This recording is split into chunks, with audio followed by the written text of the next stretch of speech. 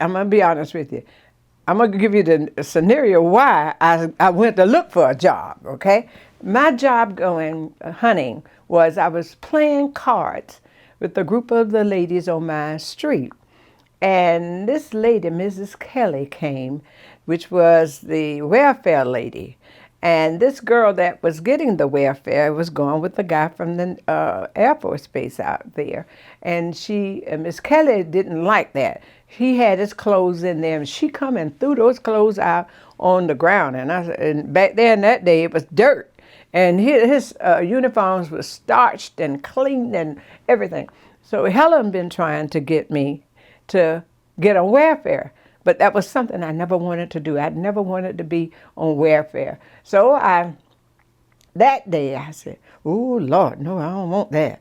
I got up the next morning, got myself all dressed up. I crossed the railroad track there at Jacobson's. And I started from Jacobson, going all the way down to, that was Canton and New York. I left there. I went from different little places on the avenue. I guess I was black and they didn't need us or wanted me there, but yet and still I kept on moving. And I got down to Cottrell's, and his name was David. And David was the owner of the store. He says, I just hired somebody. He said, he said, come with me. And I went to the door, and he pointed down at Leedy's. He said, go down there and tell them that I sent you. So I said, okay. So here I go down to this job. And I said, Mr. David sent me and told me to come and ask you for a job. And so Lorraine said, oh, we don't need anybody. And Reba was the secretary of the store. And so she reached back and she said, oh, come go with me.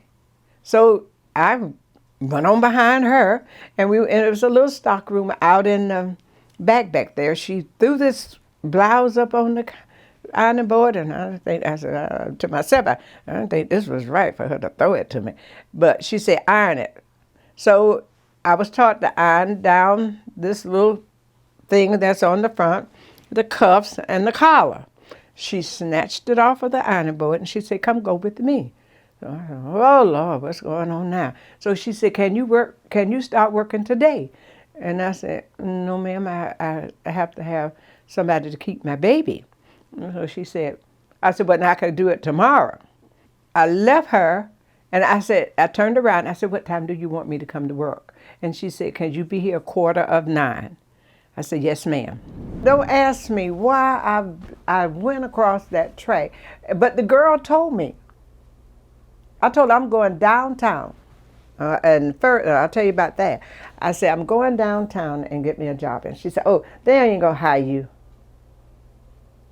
And I said, okay.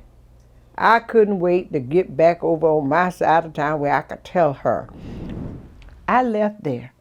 And I said, Lord, I know I need somebody to keep it. And that Welborn Day Nursery is still there. And I went there, Mrs. B. Richardson was there.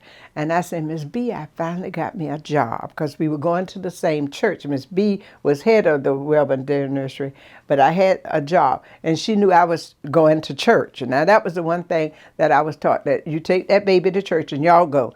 And I think that's the reason why God has set me on a solid ground and a foundation wherein that I could go and do the things that I needed to do as an individual to get me going every day with my life. So she said, how old is the baby?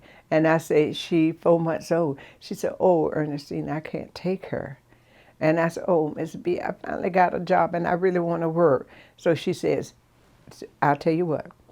Anybody asks you how old she is, you tell them she's 6 months old. So I said, yes, ma'am. But I started working there in 1957 on September the 15th. I remember it as good as day. And I worked there for 28 long years. But down at the museum, down by the railroad track there, the farmer's market, there's a little thing. I'm in that. But at the one at the Heritage Center, I'm at that as well as being black. And I was the first black sales clerk on Park Avenue. First black sales clerk.